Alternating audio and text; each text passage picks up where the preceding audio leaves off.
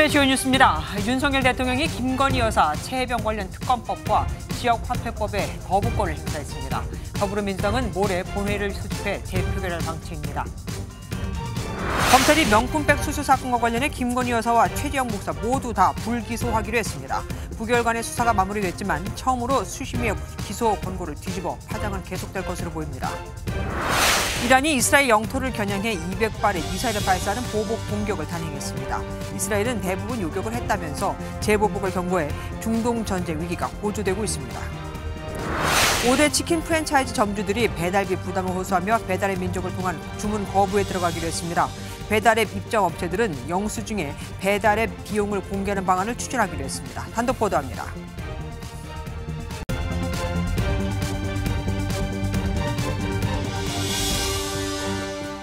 윤석열 대통령이 김건희 여사와 최혜병 사건과 관련된 이른바 쌍특검법과 지역화폐법에 대해 거부권을 행사했습니다.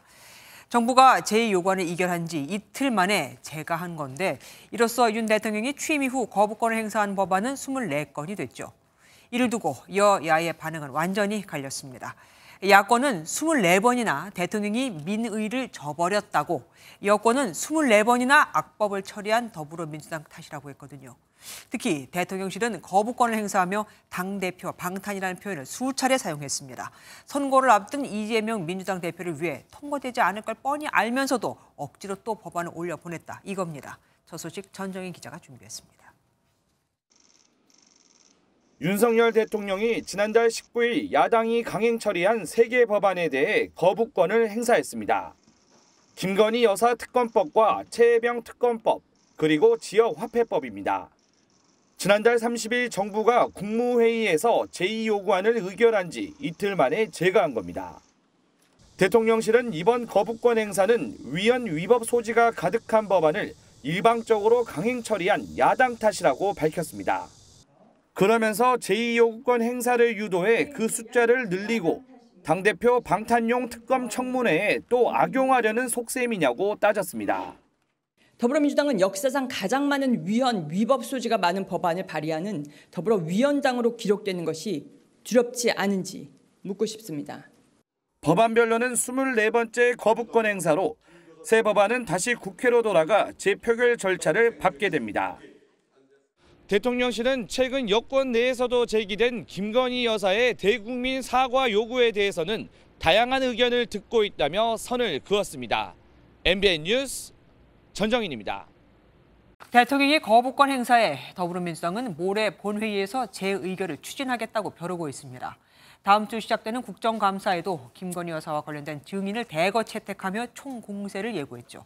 오는 11월 이재명 대표 선거에 앞서서 김 여사를 고리로 정부에 대한 부정적 여론을 최대한 끌어올리려는 것으로 보입니다. 장명훈 기자입니다.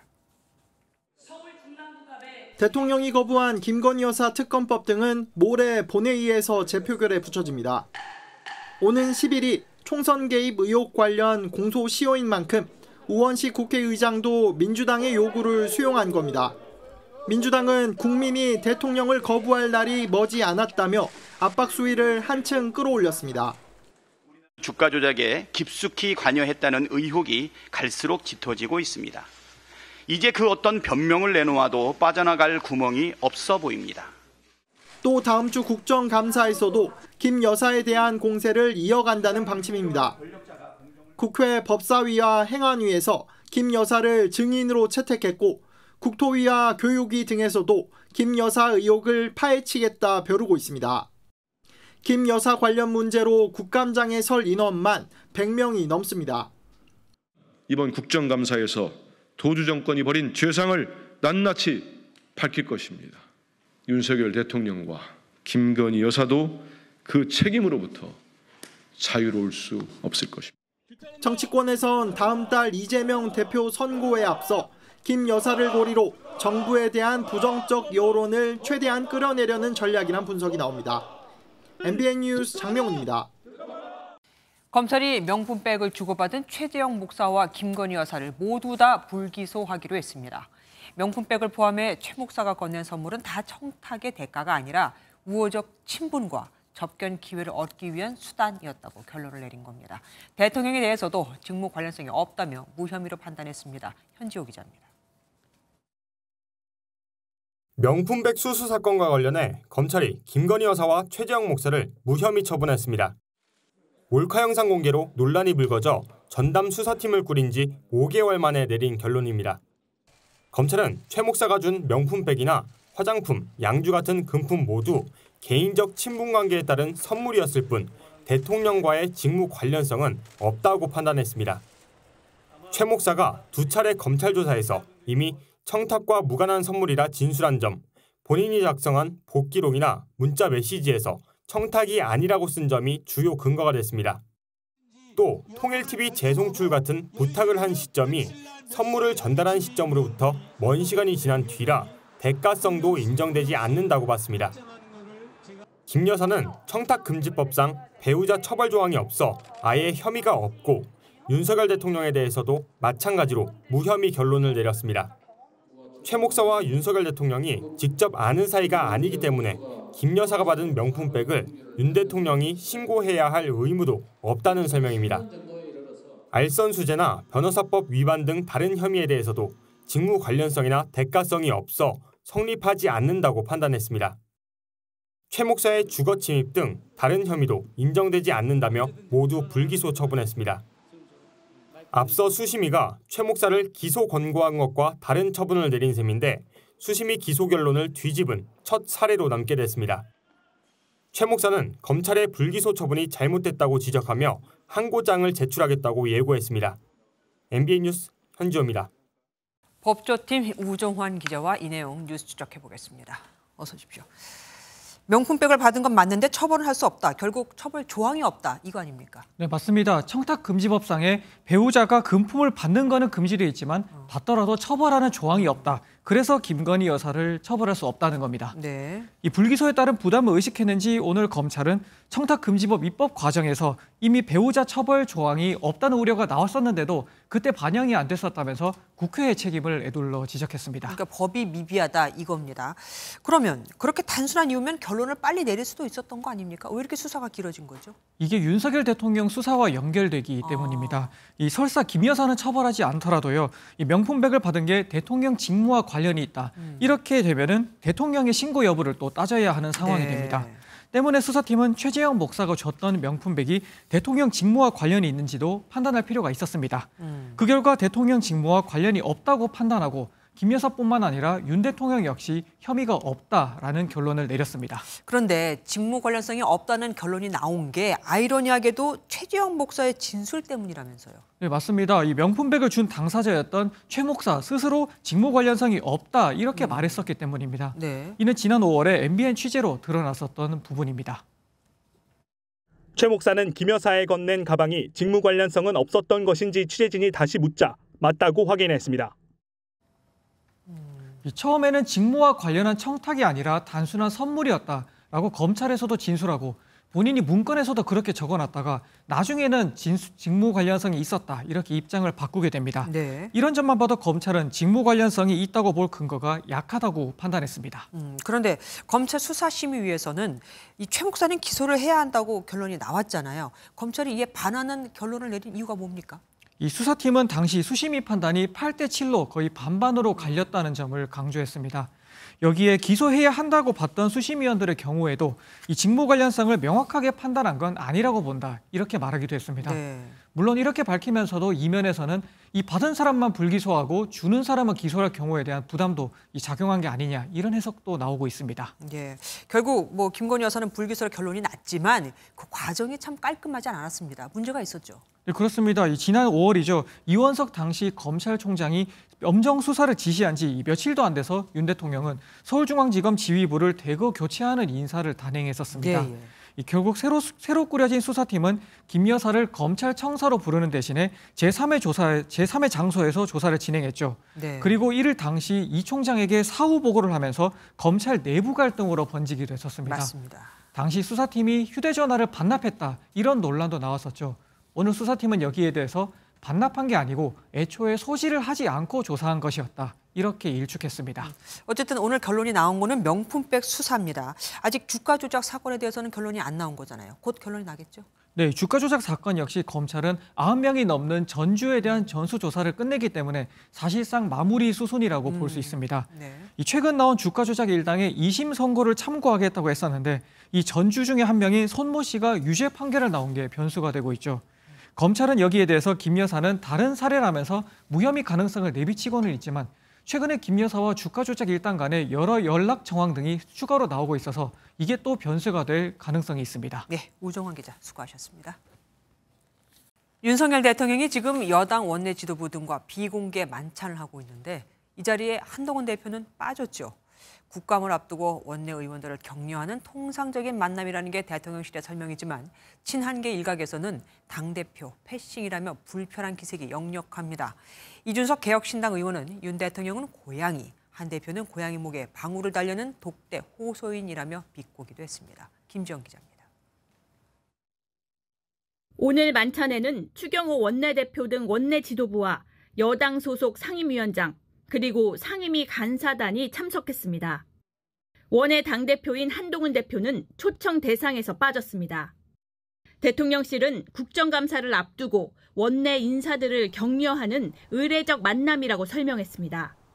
추 원내대표도 통상적 만남이라며 정치적 해석에 선을 그었습니다. 국감 대비와 관련돼서 자연스럽게 각 상임위의 여러 가지 준비 사항이나 대응 상황에 관해서 간단한 얘기가 오고 가지 않을까. 하지만 친한계 일각에선 당대표 패싱이라는 불만이 터져나왔습니다. 친한계 한 인사는 원내가 중요한 게 아니다라며 당대표를 초청하면 오히려 불필요한 정치적 해석을 차단할 수 있었을 것이라고 말했습니다. 반면 원내 지도부 한 인사는 가벼운 격려 자리인 만큼 한 대표가 참석 의사를 전하며 대통령실에 손을 내밀 수도 있지 않느냐고 반문했습니다. 민주당은 김건희 여사 특검법 재의결에 대비한 표 단속 만찬이라고 비판했습니다. 대통령이 지도부 불러 밥을 먹이면 양심이 어떻든 김건희 특검법 재의결도 반대하고 국감도 대충 하는 것입니까? 대표 없는 만찬에 대한 확대 해석을 경계하고 있지만 독대 요청 수용 여부는 여전히 갈등의 불씨로 남아 있습니다. MBN 뉴스 김지영입니다. 한동훈을 공격하면 김건희 여사가 좋아할 거다. 한 대표를 공격하라고 사주를 하는 의혹을 받고 있는 김대남 전 대통령실 선임 행정관의 통화. 그 파장이 걷잡을 수 없이 커지고 있습니다. 한 대표는 즉각 진상조사를 지시했는데 누가 김 전 행정관에게 자료를 건네줬고 공격 사주를 지시했는지로 감찰이 확대가 된다면 그 여파는 가늠이 안 되겠죠.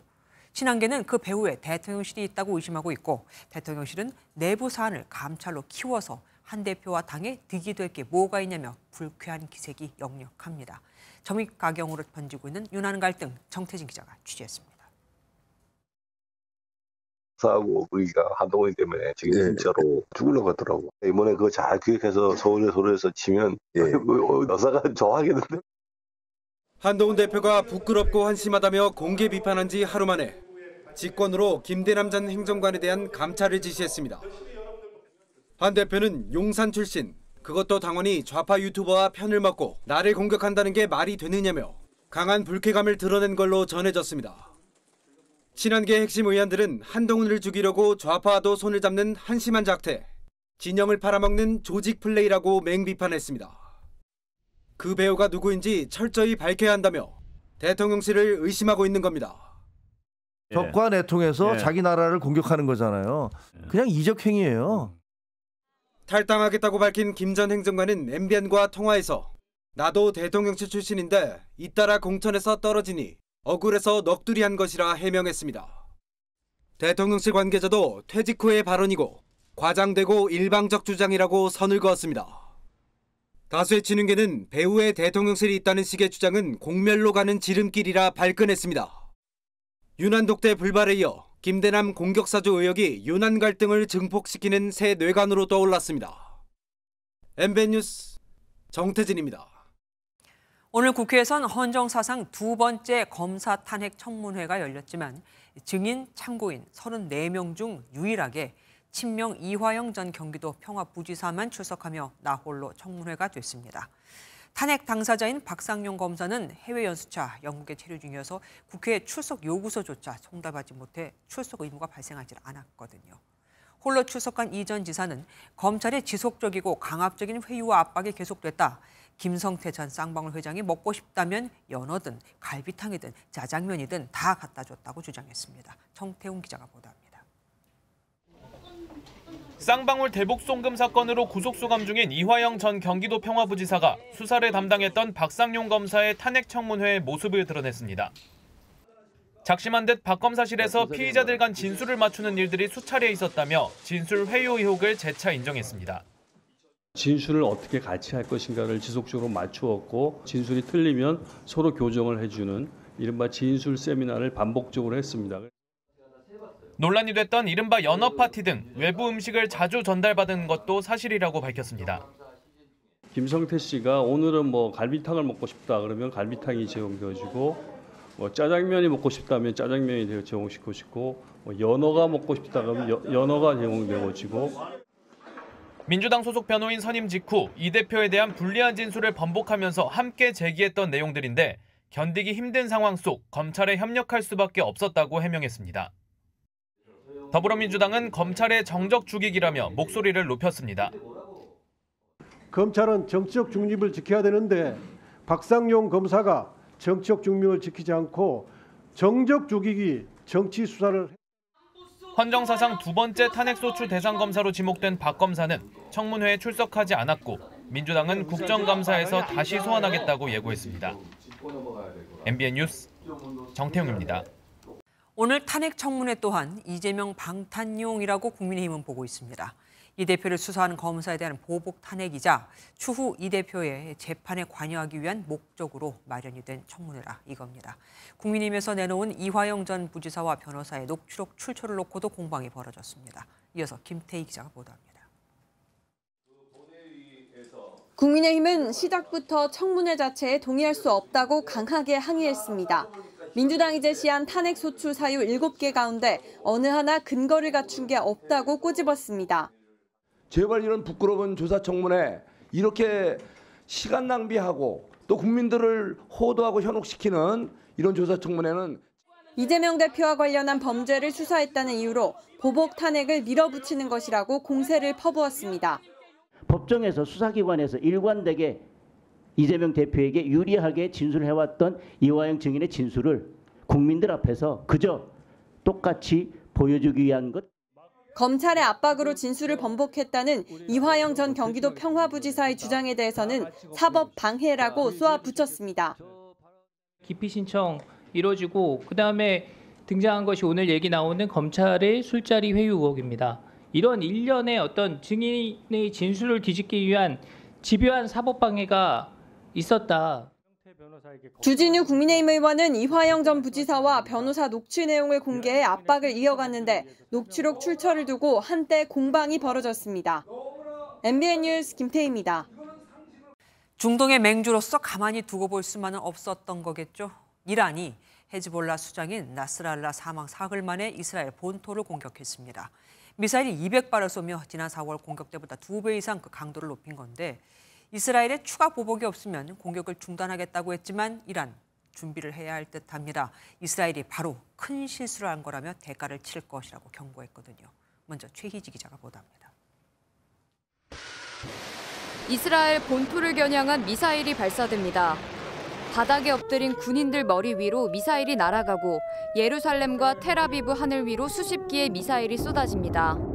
이스라엘 전역에 공습 경보 사이렌이 울리고 요격을 피한 미사일은 예루살렘 건물 위에 떨어지기도 합니다. 이란은 자기 방어권 행사라고 강조하며 이번 공격을 하마스와 헤즈볼라의 수장 암살에 대한 보복으로 규정했습니다. الهنیه در تهران و نقض حاکمیت ملی جمهوری اسلامی ایران بزرگ حزب الله و مجاهد عظیم جناب سید حسن نصرالله و فرمانده رشید خل بر خدا کنید. 이란은 지난 4월 이스라엘 첫 본토 공격 때보다 미사일을 2배 이상 늘렸고 사전 통보 역시 몇 시간 전에 이뤄졌습니다. 이스라엘 네타냐후 총리는 누구든 이스라엘을 공격하면 보복한다는 원칙을 고수할 것이라고 강조했습니다. והיא תשלם על כך. המשטר באיראן לא מבין את נחישותנו להגן על עצמנו. 이스라엘은 가자 지구의 하마스와 레바논 남부의 헤즈볼라도 공격하며 동시다발적 공습을 이어갔습니다. 미국은 이란의 행위를 비난하며 엄중한 대가가 따를 것이라고 경고하면서 5차 중동전쟁 발발에 대한 위기감이 고조되고 있습니다. MBN 뉴스 최희지입니다. 팔레스타인 하마스, 헤즈볼라, 이젠 이란까지 삼면전을 이어가고 있지만 이스라엘 대단합니다. 이란의 재공격에도 불구하고 피해가 별로 눈에 띄질 않거든요. 강철 지붕 아이언돔으로 불리는 이스라엘의 다층 미사일 방공 체계와 미국의 요격 탓이었죠. 아니, 덕이라고 해야겠죠. 하지만 이란은 90%의 성공률을 보였다며 대대적인 홍보를 하고 있습니다. 누구 말이 맞는 걸까요? 이어서 고정수 기자가 보도합니다. 예루살렘과 텔아비브를 비롯한 이스라엘 요충지 상공에서 불빛이 반짝이더니 이내 곧 사라집니다. 최대 200발에 달하는 이란의 탄도미사일을 이스라엘 요격 미사일이 격추하는 모습입니다. 이스라엘은 서한 지구에서 팔레스타인 남성이 파편에 사망한 것을 제외하고 군 당국 차원의 피해는 없다고 밝혔습니다. זה היה רחב יותר בהיבט הטילים והמענה בהגנה נבנה בהתאם, וכמו שאנחנו רואים מעט פגיעות ללא נפגעים בגלל 지중해에서 작전 중이던 미군 구축함의 지원도 있었지만 이스라엘의 다층 미사일 방어 체계가 이번에도 주요했다는 분석입니다. 요격 고도가 70km에 달하는 강철 지붕 아이언돔과 방어 영역이 더 넓은 다윗의 돌팔매와 에로우가 촘촘히 구축돼 있습니다. 그러나 이란은 이스라엘 군사기지 3곳을 타격했고 미사일의 90%가 적중했다고 상반된 주장을 내놨습니다. 현지 국영 언론은 극초음속 미사일까지 쓰였다며 선전전을 펼쳤고 자국민들은 거리 행진으로 보복 성공을 자축했습니다.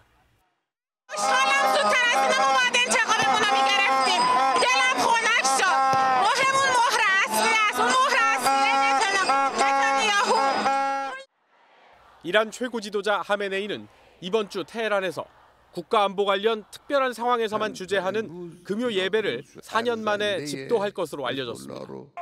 보복 공격을 계기로 향후 대응 방침을 공표하면서 내부 단결의 기회로 이용한다는 분석입니다. MBN 뉴스 고정수입니다. 5차 중동 전쟁으로 이어지는 걸까요? 국제부 이교욱 기자와 뉴스 추적해보겠습니다. 어서 오십시오. 이란이 보복 강도를 높였는데 이스라엘과 전쟁을 하겠다, 이렇게 봐야 하겠습니까? 예, 외신들의 분석을 종합해보면 이란이 공격을 할 수밖에 없는 상황에 내몰렸다라고 요약할 수 있습니다. 이란은 헤즈볼라와 하마스 등을 내세워서 이른바 그림자 전쟁을 펼쳐왔지만 이란 대통령 취임식 날 하마스 수장이 살해되고 헤즈볼라 지휘부가 초토화되는 수모를 겪었죠. 저항의 축 동맹이 약화되는 걸 더는 방치할 수 없었다는 분석입니다. عملیات امشب با چند برابر بزرگی تکرار خواهد شد و تمام زیرساخت‌های اونها مورد اصابت قرار خواهد گرفت. 응징을 강조했지만 이란 외무장관은 SNS에 이스라엘의 추가 행동이 없으면 이란의 보복 조치는 종료된다고 확전에는 선을 그었습니다. 이란이 공격하기 30분 전에 이스라엘 수도에서 테러도 있었습니다. 사실 알려진 거로만 봐서는 이때 사망자가 더 많아요. 예, 맞습니다. 텔아비브, 그러니까 이스라엘 수도 텔아비브의 한 전철역에서 괴한 2명이 열차에서 내려 행인들에게 총기 난사를 해서 6명이 숨지고 12명이 다쳤습니다. 앵커께서 말씀하신 것처럼 사망자가 탄도미사일 때보다 더 많습니다. 이스라엘 시민 입장에서는 이 사건이 오히려 더 충격적일 수 있는데요. 네. 용의자에 대해서는 이스라엘인이 아니라는 점 외에는 아직 밝혀진 게 없습니다만 친이란 세력의 소행이 유력해 보입니다. 관건은 이스라엘이 재보복에 나서느냐 하는 겁니다. 이란에는 핵이 있잖아요. 이 핵시설을 노려한다는 말도 나옵니다. 예, 그 말을 나프탈리 베네트 전 이스라엘 총리가 한 얘긴데요. 이스라엘이 50년 만에 가장 큰 기회를 잡았다면서 이란 핵시설 공격을 촉구하는 글을 올렸습니다. 전문가들은 핵시설까지는 아니더라도 이란에 실질적인 피해를 줄 수 있는 보복은 가능하다고 보고 있습니다. 들어보시죠. 좀 더 아픈 시설을 때리겠죠. 핵시설도 때릴 가능성이 있는데 핵은 파장이 크니까 유전이나 군사시설이 때릴 것 같은데 1대1로 대응한다면 군사시설이겠죠. 예, 중동 국가들 특성상 보복을 천명하면 반드시 행동으로 옮기기 때문에 오랜 낭숙인 이란과 이스라엘의 전면전이 우려되는 상황입니다. 윤석열 대통령은 우리 국민들 철수를 위해서 군 수송기를 즉각 투입하라고 지시했습니다. 이란이 개입하니까 그동안 확전을 자제했던 미국도 이제 적극적으로 나서고 있습니다. 예, 맞습니다. 이란이 미사일을 발사하기 전에 미 언론은 백악관 관계자를 인용해서 이란의 공격이 임박했다는 소식을 내보냈습니다. 보신 것처럼 요격에도 적극 가담을 했는데요. 네. Proud of the actions that we've taken alongside Israel to protect and defend Israel. We have made clear that there will be consequences, severe consequences for this attack, and we will work with Israel to make that the case. 예, 들으신 것처럼 미국은 숙적인 이란에 대해서는 강경한 목소리를 내는 동시에 확전은 안 된다는 메시지를 내며 상황을 통제하려는 모습입니다. 예, 그런데 그 통제가 잘 안 되고 있어요. 지금까지 국제부 이기욱 기자와 함께했습니다. 고맙습니다. 문화체육관광부가 축구대표팀 감독 선임 과정에서 절차적인 하자가 있었다는 감사 결과를 내놨습니다. 문체부는 이달 말 축구협회에 처분을 요구할 계획인데 홍명보 감독 선임이 무효라고 판단하기는 어렵다고 못 박았습니다. 공은 이제 다시 축구협회로 넘어갔습니다. 최형규 기자입니다. 문체부는 클린스만과 홍명보 감독 선임 때 전력강화위원회가 추천해 이사회가 선임한다는 규정이 지켜지지 않았다고 지적했습니다. 클린스만 전 감독 선임 때는 전력강화위원들이 패싱당했고 선임 권한이 없는 정몽규 회장이 최종 면접을 본 것을 문제 삼았습니다. 홍 감독 선임 땐 최종 후보자 면접과 선임을 마무리한 이임생 전 기술총괄이사에게 권한도 없었고 면접도 불공정했다고 판단했습니다. 또 정혜성 전력강화위원장이 1순위로 홍 감독을 추천했는데도 정몽규 회장이 다른 외국인 후보들을 직접 만나보라고 지시한 것도 문제라고 봤습니다. 다만 홍 감독 선임이 무효라고 보기는 어렵다고 했는데 국제축구연맹 FIFA의 협회 독립성 보장 규정을 의식한 것으로 풀이됩니다.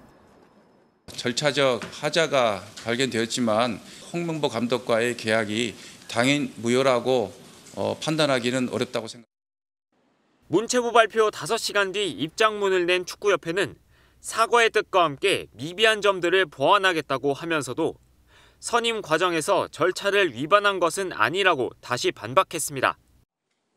문체부는 이번 달 말 감사 중인 다른 사안을 포함한 최종 결과와 함께 축구협회에 대한 처분 수위도 발표할 계획입니다. MBN 뉴스 최영규입니다. 새벽에 음주 측정을 거부하고 도주를 시도한 20대 남성이 붙잡혔습니다. 이 과정에서 경찰관 2명이 이 차량에 끌려갔습니다. 최민성 기자가 단독 보도합니다. 도로 위에 검은색 차 한 대가 서 있고 앞뒤로 경찰차 2대가 바짝 붙어 있습니다. 검은색 차량은 음주운전 의심 차량으로 경찰이 차 안에 잠들어 있던 20대 남성 운전자 A씨에게 음주 측정을 하러 다가간 겁니다. A씨는 경찰이 자신을 깨우자 갑자기 앞을 가로막은 순찰차를 들이받으며 도주를 시도했습니다. 이 과정에서 보닛에 올라가 앞유리를 깨려던 경찰관이 땅으로 떨어졌고 조수석 창문을 붙잡은 채 따라가던 경찰관은 넘어졌습니다. 음주 측정 결과 A씨의 혈중 알코올 농도는 면허 취소 수준의 2배를 훨씬 넘은 것으로 조사됐습니다. 결국 경찰차에 다시 둘러싸인 A씨는 특수 공무집행 방해치상과 음주운전 등의 혐의로 현행범 체포됐습니다. 두 경찰관은 얼굴과 무릎 등을 다쳐 병원으로 옮겨져 치료를 받고 있습니다. 운전자가 차량을 출발시켜서 도주를 시도했고 2차, 3차 사고가 예상이 됐기 때문에 바로 순찰차 3대로 만시 차량 주변을 완전히 에워싸서 도주를 막고 경찰은 사안이 중대하다고 보고 A씨에 대해 구속영장 신청을 검토하고 있습니다. MBN 뉴스 최민성입니다. 역주행 사고는 치사율이 일반 사고에 비해 3배 정도 더 높습니다. 당연하겠죠. 마주오는 물체와 부딪히는 거니까요. 하지만 아직도 골목길 곳곳에서는 역주행하는 차들이 꽤 많습니다. 멀리 돌아가기 싫어서도 그렇지만 진입금지 표시판이 없거나 지워진 곳도 수두룩하거든요. 한유혜 기자가 보도합니다. 일방통행 길을 달리던 킥보드 앞으로 반대 방향에서 갑자기 나타난 오토바이가 부딪힐 듯 아슬아슬하게 옆으로 지나갑니다. 좁은 길에서 역주행하는 차량 때문에 다른 차들도 통행이 막혀 도로 위에 엉켜 서 있기도 합니다. 일방통행 골목길을 역주행하다가 생긴 아찔한 모습인데 불법이라는 걸 알고도 버젓이 운전하는 이들도 적지 않았습니다. 한참 돌아와야 되거든, 여기를. 이게 잘못됐다는 표현을 잘 알고 있는데. 엄청 위험하죠. 안 그래도 사람이 엄청 많은데 오토바이는 역주행도 엄청 많이 그냥 밥 먹듯이 하고. 다른 지역의 골목도 사정은 마찬가지입니다. 역주행하는 차들이 끊이지 않는데 이를 막을 표지판 등 시설들은 제 기능을 잃은 지 오래입니다.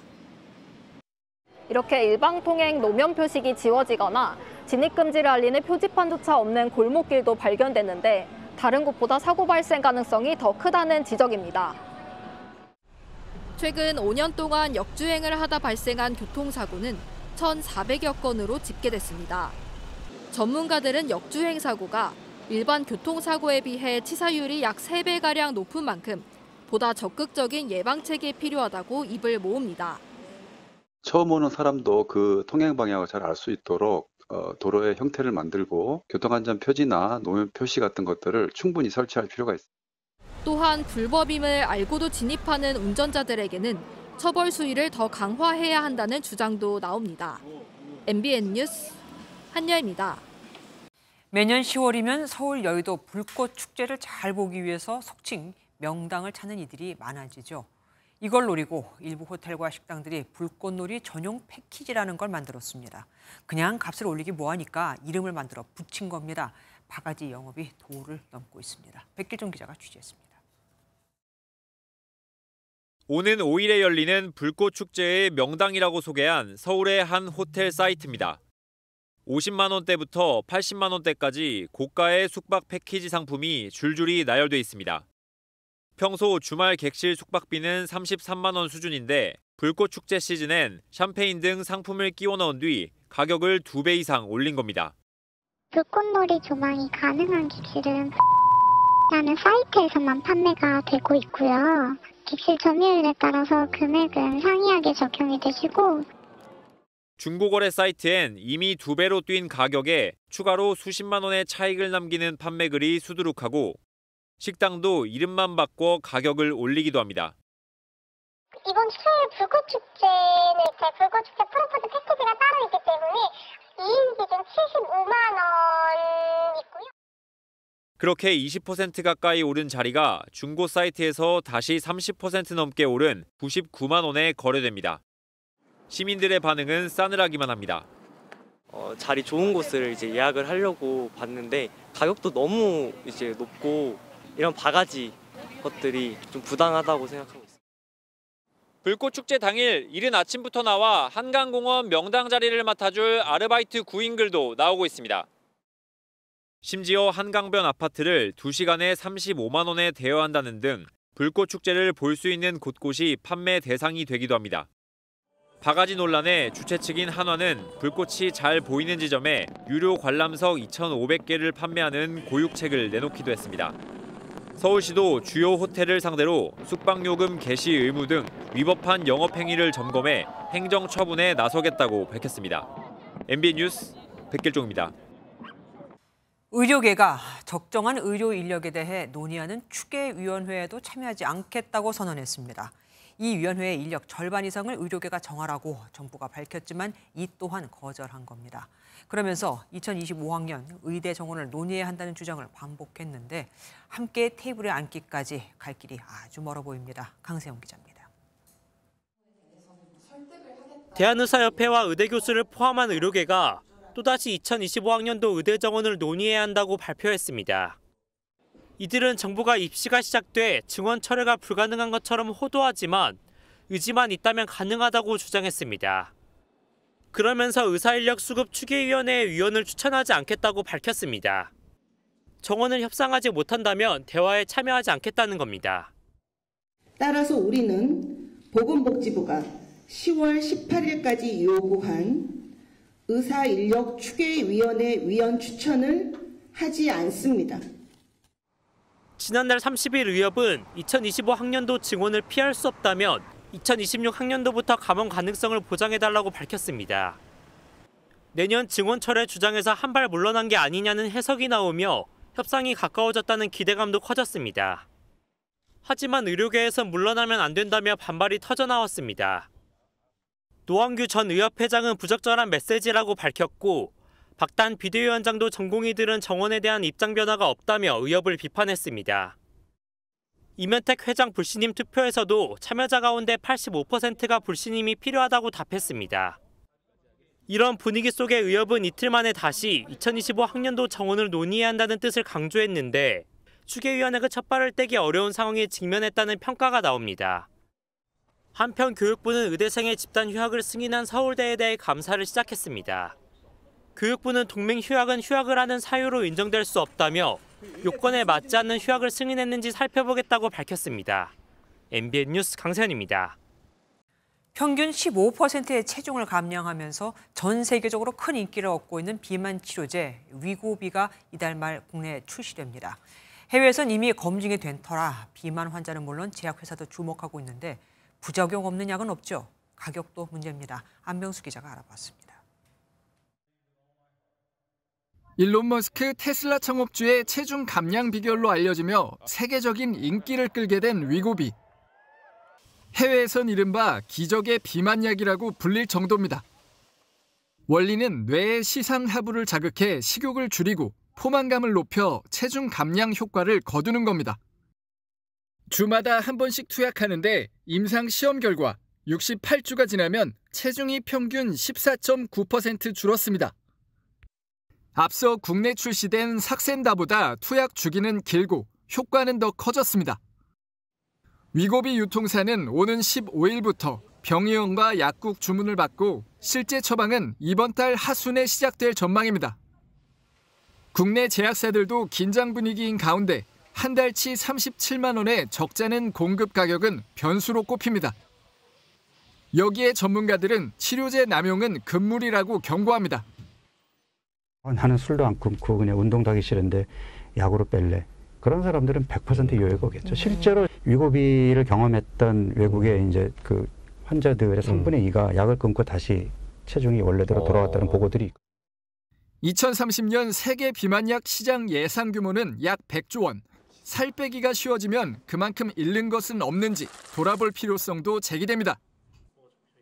MBN 뉴스 안병수입니다. 불과 며칠 전까지만 해도 반소매 옷을 입어야 할 정도로 더웠는데 오늘은 아침부터 꽤 쌀쌀했죠. 주말엔 제18호 태풍 끄라톤이 몰고 온 수증기가 찬 공기와 부딪히면서 많은 비가 내릴 거라고 합니다. 이상엽 기자가 보도합니다. 아침 출근길 시민들이 긴 소매 옷에다 외투까지 껴입었습니다. 따뜻한 커피로 몸을 녹이는 모습이 이젠 어색하지 않습니다. 불과 하루 전날 서울의 아침 최저기온이 20.5도였는데요. 오늘은 찬바람이 불면서 기온이 9도 가까이 뚝 떨어졌습니다. 며칠 전까지만 해도 아침에 땀 흘리면서 약간 출근했었는데 오늘 갑자기 너무 추워져서 외투도 안 챙겼는데 내일부터는 바로 외투를 입어야 될 것 같은. 한반도 북쪽에 있는 차가운 기압골이 남하하면서 5km 상공에 있는 영하 15도 이하의 차가운 공기가 가라앉았기 때문입니다. 공기가 가라앉으면서 만들어진 고기압이 북서풍까지 만들었는데 북한의 오물풍선을 서울 상공까지 날릴 만큼 바람이 강했습니다. 태풍 끄라톤은 강도 매우 강으로 몸집을 불린 채 대만으로 가고 있습니다. 최대 풍속 초속 51m, 강풍 반경 340km로 사람이나 커다란 돌이 날아갈 수 있는 위력입니다. 하지만 끄라톤은 대만을 관통하면서 급격하게 힘을 잃어 4일쯤 열대 저압부가 되고 이틀 뒤엔 온대저기압으로 변질될 전망입니다. 태풍은 점차 북동진하면서 타이완으로 상륙한 후 급격히 약화될 것으로 보입니다. 향후 태풍에 의한 직접적인 영향은 없겠지만 태풍이 몰고 온 수증기가 점차 한반도로 유입될 것으로 예상됩니다. 남쪽에서 유입된 따뜻하고 습한 공기가 북쪽에서 내려온 찬 공기와 부딪히면서 내일부터 전국에 비가 오겠습니다. 기상청은 동해안과 경상권 일대는 주 후반까지 최대 80mm 이상의 많은 비가 내리는 곳도 있다고 내다봤습니다. MBN 뉴스 이상엽입니다. 미국 대선 결과에 따라 행정부 제2인자가 될 민주당 월즈와 공화당 벤스 부통령 후보가 TV 토론에서 맞붙었습니다. 자기 러닝메이트는 적극 지켜세우고 상대당 대통령 후보는 깎아내리는 데 집중했는데 여러 현안에서 이견이 노출됐음에도 당신 생각에 동의한다. 우리가 이렇게 공통점이 많은 줄은 몰랐다는 등 예상외의 훈훈한 토론이기도 했습니다. 워싱턴에서 강영구 특파원입니다. 토론의 시작부터 쟁점은 이란의 이스라엘 공격이었습니다. 월주 후보는 동맹의 가치를 강조하면서 동시에 트럼프 전 대통령의 변덕스러운 외교를 비판했습니다. Donald Trump turned towards Vladimir Putin, turned towards North Korea. So Iran is closer to a nuclear weapon than they were before because of Donald Trump's fickle leadership. 벤스 후보는 느슨한 이민 정책이 마약 유입을 초래했다고 역공을 펼쳤습니다. Chance because Kamala Harris let in fentanyl into our communities at record levels. You've got to re-implement Donald Trump's border policies, build the wall, re-implement deportations. 경제 문제를 놓고도 월주 후보는 트럼프 전 대통령이 부자들의 세금만 깎아준다고 비판했고 벤스 후보는 해리스 부통령이 끔찍한 인플레이션을 초래했다고 각을 세웠습니다. 특히 2020년 대선 불복 문제와 민주주의 위협을 놓고도 팽팽한 공방이 이어졌습니다. That when this is over, we need to shake hands this election, and the winner needs to be the winner. This has got to stop. It's tearing our country apart. Kamala Harris wants to use the power of government and big tech to silence people from speaking their minds. That is a threat to democracy that will long outlive this present political moment. 토론 도중 끼어들기 발언이 이어져 사회자가 직권으로 마이크 전원을 끄는 등 격렬한 모습도 연출됐지만 시작과 끝은 악수로 마무리됐습니다. 두 후보는 외교와 이민, 낙태권, 에너지 정책 등 거의 모든 분야에서 입장차를 보이고 있어 과연 경합주와 중도층 표심에 어떤 영향을 미칠지 주목받고 있습니다. 워싱턴에서 MBN 뉴스 강영구입니다. 어제부터 일주일간의 국경절 연휴가 시작된 중국에선 중국의 인구 14억 명보다도 더 많은 19억 명이 이동하며 전국 관광지가 인파로 가득 찼습니다. 도저히 관광이 불가능하다고 본 걸까요? 구경을 아예 포기하고 주차장이 된 도로에서 배드민턴을 치는 사람들까지 나왔습니다. 베이징에서 김한준 특파원이 전해왔습니다. 일주일간의 국경절 연휴가 시작된 중국. 천안문과 자금성 등 주요 관광지들은 예약한 사람만 입장이 가능했는데도 인파에 막혀 모두 갇혀버렸습니다. 한 남성은 모든 것을 포기했는지 그냥 웃기만 합니다. 관광지뿐 아니라 곳곳의 번화가들도 인산인해를 이룬 건 마찬가지였습니다. 거리 구경을 온 건지 사람을 보러 온 건지 모를 정도입니다. 저는 지금 베이징의 한 전통거리에 나와 있는데요. 보시는 것처럼 제가 몸을 움직이기 힘들 정도로 많은 사람들이 모였습니다. 이번 연휴 기간 이동할 것으로 예상되는 사람은 중국 인구 14억 명보다도 많은 19억 명. 이러다 보니 곳곳의 고속도로는 아예 거대한 주차장으로 변했습니다. 차 밖으로 나와 앉아서 휴대폰을 보거나 산책을 하는 건 기본. 아예 준비한 배드민턴 장비를 꺼내 들고 시간을 보내기도 합니다.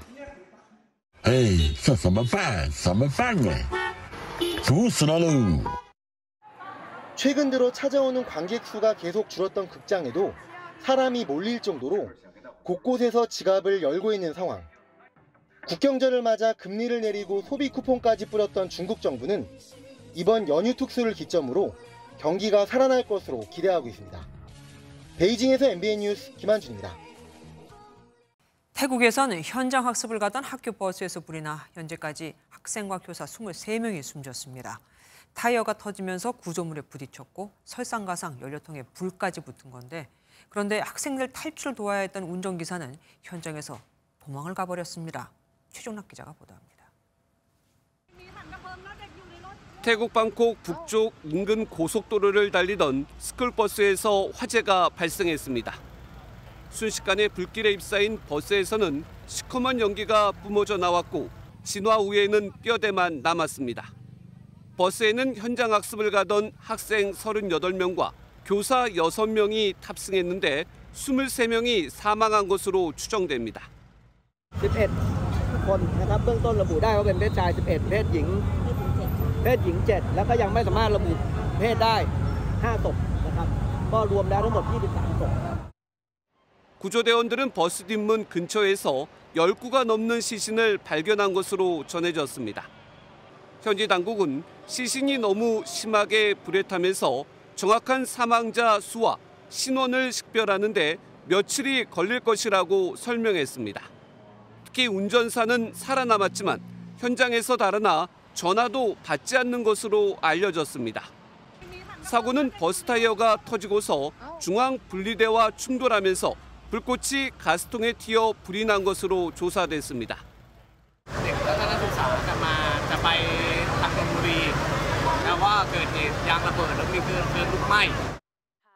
폐통탕 진나와 태국 총리는 SNS에 부상자와 사망자 가족의 조의를 표하며 보상과 치료비를 정부가 지급할 것이라고 밝혔습니다. MBN 뉴스 최종락입니다. 지금부터는 MBN 단독 보도 이어드립니다. 국내 5대 치킨 프랜차이즈 점주들이 배달 플랫폼사 배달의 민족을 통해선 주문을 받지 않기로 했습니다. 5개사 점주 단체들이 더는 못 참겠다며 공동 대응에 나선 건데 다른 입점 업체들도 움직이기 시작했습니다. 배민 거부 움직임이 외식업계 전반으로 확산이 될까요? 먼저 박통일 기자의 단독 보도 보시고 또 이어드리겠습니다. BHC와 BBQ, 교촌, 굽네, 프라닭 등 국내 주요 치킨 프랜차이즈사 점주들로 구성된 각사 점주단체 5곳이 배달 플랫폼 배달의 민족을 통한 주문 거부에 들어가기로 했습니다. 배민의 배달 수수료 인상과 배달비 정가로 점주들의 경제적 부담이 임계치에 달했다며 보이콧을 예고한 겁니다. 5대 치킨사 점주단체가 특정 배달 플랫폼사를 상대로 공동 대응에 나선 건 처음입니다. 이 플랫폼의 이 병폐 때문에 수익이 안 나고 하는 그런 것 때문에 이 임계점에 다다라가지고 곧 움직이실 것 같아요. 이렇게라도 해야지, 안 그러면 다 굶어 죽는다. 점주 단체 측은 배민이 새로 도입한 무료 배달 서비스 배민클럽의 임시 사용 정지나 서비스 탈퇴 등의 방안을 고려 중인 것으로 전해졌습니다. 보이콧 동력 확보를 위해 각사 본사와 전국 가맹점주 협의회 등과 협의를 이어가고 공공 배달앱 사용을 적극 독려할 방침입니다. 다만 배민이 배달 시장의 60%를 차지하는 만큼 개개 업장의 참여를 이끌어내는 데 한계가 있다는 우려도 있습니다. 앞서 롯데리아 등 일부 프랜차이즈사가 배민 보이콧에 나선 가운데 5대 치킨사 점주들의 공동 대응이 외식업계 내 배민 거부 움직임의 분수령이 될지 주목됩니다. MBN 뉴스 박통일입니다. 배달비 때문에 못 살겠다는 아우성에 정부는 배달 플랫폼과 배달앱 입점업체들을 불러 모아 상생협의체를 출범했죠. 그런데 5차례 회의에도 수수료 인하 안건은 꺼내지도 못한 채 공회전만 거듭하고 있습니다. 불이 난 입점업체들은 영수증에 배달 수수료를 낱낱이 표기하는 방안을 추진하고 있습니다. 음식값이 오르는 건 배달앱 때문이라는 걸 다 보여주겠다 이겁니다. 이어서 정혜린 기자가 단독 보도합니다. 지난 7월 상생협의체 출범 이후 배달 수수료 산정 기준 공개 요구가 이어지고 있지만 배달 플랫폼 업체들은 입을 닫고 있습니다. 배달앱 1위 배달의 민족과 2위 쿠팡이츠의 중개 수수료율은 9.8%인데 왜 똑같은 숫자인지 설명하지 않고 영업비밀이란 말만 반복합니다. 뿔이 난 배달앱 입점업체들은 영수증에 배달비를 공개하는 방안을 추진하고 있습니다. 예를 들어 2만 원짜리 음식을 결제했을 때 중개 수수료와 배달료 등을 낱낱이 명기해 음식값 자체는 14,480원에 불과하다는 점을 강조하자는 겁니다. 배달앱 membership에 가입하면 영수증에 배달료 0원이 찍히는데 누군가가 부담해야 할 배달비가 무료 배달로 포장됐다는 주장입니다. 2,900을 받으면 그거는 무료 배달이라는 이야기를 하면 안 되죠. 문구에 이거는 점주님들이 부담한다는 이야기도 없이 그냥 0원. 영수증에 배달앱 비용을 명시해 최근 음식값 상승의 주범이 자영업자가 아니라는 것을 알리는 한편 배달앱이 또다시 수수료나 배달료를 올리는 것을 견제할 수 있을 것이란 논리입니다. 무료 배달할 때 소비자 받던 거를 자영업자한테 뒤집어 씌워가지고 그래서 물가가 올라가는 거거든. 왜 뒤로 싹 빠지고 소비자한테 소상공인 물가 인상 주범으로. 배달 플랫폼 4개사 중 땡겨요만 긍정적인 반응이고 1위 배달의 민족과 2위 쿠팡이츠는 거부하는 걸로 파악됐습니다. 양사의 시장 점유율은 83%에 달합니다. 정부는 10월 중 모두가 동의하는 상생 방안을 내놓겠다는 입장이지만 양측의 입장차가 워낙 커 수수료 인하가 담긴 상생안이 나올지는 안갯속입니다. MBN 뉴스 정예린입니다. 카카오 택시를 운영하는 카카오 모빌리티가 경쟁사 택시기사들이 승객의 호출을 받을 수 없도록 콜을 차단했던 것으로 드러났습니다. 앞서선 콜을 몰아준 혐의로 과징금을 부과받았는데 이번에는 경쟁사 콜을 차단시킨 겁니다. 공정거래위원회가 724억 원의 과징금을 부과하고 검찰에 고발 조치했습니다. 이혁근 기자입니다. 택시기사 정모 씨는 2년 전 황당한 일을 겪었습니다. 시장을 96%나 장악하고 있던 카카오티 일반 호출이 예고도 없이 뚝 끊긴 겁니다. 정 씨가 카카오의 경쟁사와 가맹을 맺었다는 이유였습니다. 제가 평균 한 500만 원 정도를 매출을 찍습니다. 그런데 그 콜이 죽어지는 바람에 거의 한 200에서 한 250선 정도밖에 안 되더라고요.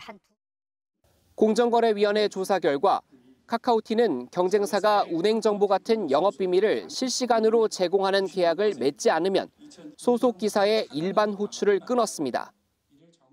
제휴계약 체결을 거절한 경쟁 가맹택시 사업자 소속 12,332개의 기사 아이디에 대해서 카카오티 일반 호출을 차단하였습니다.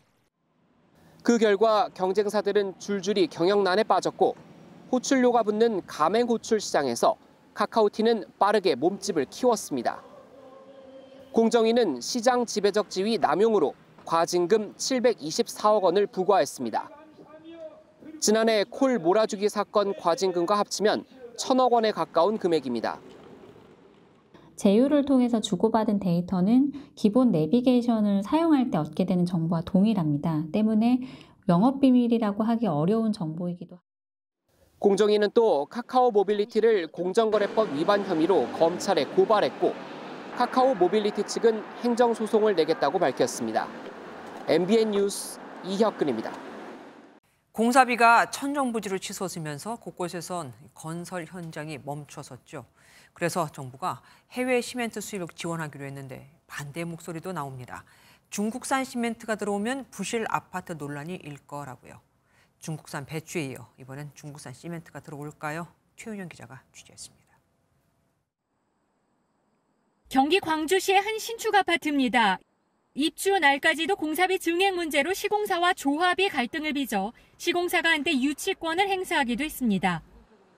자재비나 인건비가 오른 것도 있고 그런 것 때문에 돈을 좀 더 줘야 된다라고 했더니 이제 조합에서 우리는 줄 수 없다라고 해서 건설 현장 공사비는 2020년 이후 4년도 안 되는 기간 무려 30% 급등했습니다. 특히 시멘트 가격은 2021년 7월 이후 50% 가까이 올랐습니다. 정부는 급한 대로 민간에서 해외 시멘트 수입을 추진하면 항만 시멘트 저장 시설의 인허가나 내륙 유통기지 확보를 도와주는 지원책을 내놨습니다. 주요 건설 자재의 수급 안정화를 위해 민간 협의체 및 범부처 합동 점검반을 운영하고 해외 시멘트라고 하지만 사실상 중국산 가능성이 높아 우려의 목소리도 있습니다. 가격이 싼 건 이점이지만 그렇다고 중국산 시멘트로 지은 아파트를 소비자들이 과연 선호하겠냐는 겁니다. 시멘트는 물성상 장기 보존하거나 유통하는 제품이 아니기 때문에 보편적으로 사용되기가 쉽지 않습니다. 국내 시멘트 업계도 중국산이 들어오면 산업 기반이 무너질 것이라며 정부에 신중한 접근을 요청했습니다. MBN 뉴스 최인영입니다. 고려아연이 자사주를 사들여도 된다는 법원의 판단이 나왔죠. 여기에 힘입은 고려아연이 글로벌 사모펀드와 손잡고 무려 3조 1,000억 원을 들여 경영권 방어를 위한 자사주 공개 매수를 시작했습니다. MBK가 내세운 주당 75만 원보다 비싼 83만 원을 불렀네요. 영풍과 MBK 측은 또다시 가처분 신청을 했습니다. 정설민 기자입니다. 고려아연 최윤범 회장이 경영권 분쟁 이후 처음으로 공식 석상에 섰습니다. 법원이 고려아연의 자사주 취득의 길을 열어주자 곧바로 자사주 공개 매수에 나선다고 밝혔습니다. 적대적 공개 매수를 통하여 고려아연의 경영권을 빼앗는 경우 고려아연의 미래는 없습니다. 공개 매수 가격은 주당 83만 원, MBK와 영풍 측의 75만 원보다 8만 원 높아졌습니다. 고려아연이 전체 지분의 15.5%, 글로벌 사모펀드 베인캐피탈이 2.5%를 사들여 모두 18%의 지분을 확보한다는 계획입니다. 여기에 필요한 돈은 3조 1천억 원에 달합니다. 이번에 취득한 자사주는 모두 소각할 것이며 배임 소지도 전혀 없다고 강조했습니다. 영풍을 향해서도 자사주 공개 매수에 참여할 것을 제안하며 대화 가능성을 열어뒀습니다. 저는 영풍의 장영진 고문님과 그간의 오해를 해소하고 영풍과 고려아연의 협력적 관계 회복 등. 하지만 MBK와 영풍 측은 또다시 자사주 공개 매수를 중지하라며 가처분 신청을 냈습니다. 가격이 하락하는 경우에는 고려아연 자체가 손해를 볼 게 뻔하기 때문에 현재 시점에서 자기 주식으로 취득하는 행위는 배임에 해당한다라고 보고 있습니다. 양측은 고려아연 지분 1.85%를 가진 영풍 정밀도 공개 매수에 나서며 맞붙고 있는 상황입니다. 전의 전쟁이 본격화된 가운데 MBK와 영풍 측이 공개 매수 가격을 재차 올릴지 관심이 모아지고 있습니다. MBN 뉴스 정세민입니다. 아시아 최대 영화 축제인 부산국제영화제가 개막했습니다. 역대 최초로 OTT 작품을 개막작으로 선정하고 팬들과 함께하는 팝업을 열었는데 올해 키워드는 대중성이거든요. 224편의 영화가 상영되는 부산에 이상주 기자가 먼저 다녀왔습니다. 레드카펫을 연상시키는 강렬한 포스터가 영화제를 알립니다. 해운대 영화의 전당은 이른 시각부터 많은 관객이 모여 축제를 즐겼습니다. 영화를 좋아해서 매년 행사에 참석하고 있습니다. 부산뿐만 아니라 대한민국 전체 다 같이 즐겼으면 좋겠습니다. 친구 이제 한 7명이랑 이제 다 같이 왔고 한 4일간 부산에서 머물 예정이고 촬영 쪽 전공이라서 촬영이나 약간 색감 같은 것에 중점적으로. 변화의 흐름을 강조한 부산국제영화제는 개막작으로 강동원과 차승원 주연의 OTT 영화 전란을 선택했습니다. 부산국제영화제가 OTT 영화를 개막작으로 선정한 건 이번이 처음입니다. 역대 개막작 중에 가장 대중적이지 않을까. 전란을 개막작으로 선정하는데 그렇게 큰 무리는 없었습니다. 실제 연상호 감독의 지옥2 등 OTT 인기 시리즈 등은 예매가 열리자 전자석이 매진되기도 했습니다.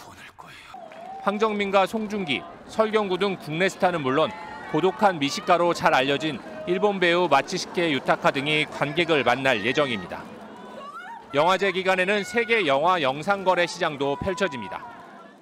영화의 바다에서는 열흘 동안 세계 63개국 224편의 영화가 상영됩니다. 또 팝업도 열어 관객과 소통하는 등 그야말로 아시아 최대 영화 축제가 될 전망입니다. 부산에서 MBN 뉴스 이상주입니다. 개천절인 내일 전국에 비가 내리겠습니다. 비는 내일 새벽 영남 지역부터 시작되겠는데요. 예상되는 비의 양은 부산과 울산을 비롯한 영남 해안에 10에서 60mm, 그 밖에 남부지방에 5에서 40mm, 중부지방에도 5mm 안팎의 비가 예상됩니다. 이 비가 내리면서 바람도 강하게 불겠습니다.